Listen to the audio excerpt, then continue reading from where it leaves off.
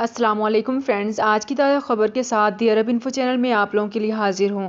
آج کی ویڈیو میں بہت ہی امپورٹنٹ ٹاپک کے بارے میں ڈسکس کرنے والی ہوں۔ کن مقامات میں جائیداد کی ملکیت نہیں ہو سکتی ہے، اس کی تمام تر ڈیٹیلز آپ لوگوں کے ساتھ آج کی ویڈیو میں ہی شیئر کروں گی۔ یہ تمام ڈیٹیلز جاننے کے لیے اس ویڈیو کو لازمی سے لاسٹ تک ضرور دیکھیے۔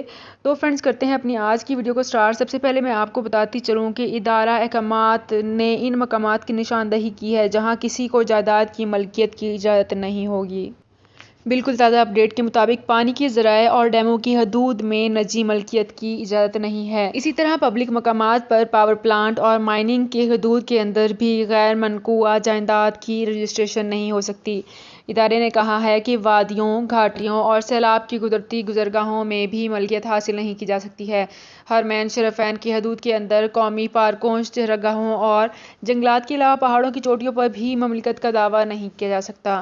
معاشر مصدقہ اور جنگلی حیات کے علاوہ ساحل کے حدود کے اندر بھی ملکیت کا انداز نہیں کیا جا سکتا۔ تو فرینڈز یہ تھی میری آج کی ویڈیو۔ ہوپ آپ کو یہ ویڈیو پسند آئی ہوگی۔ اگر آپ کو یہ ویڈیو پسند آئی ہے تو ہمارے چینل کو سبسکرائب، لائک اینڈ شیئر کر لیجئے۔ تو فرینڈز ملتے ہیں ایک نئی ویڈیو میں ایک بالکل نئی اپڈیٹ کے ساتھ۔ اپنا بہت خیال رکھیے گا۔ اللہ حافظ۔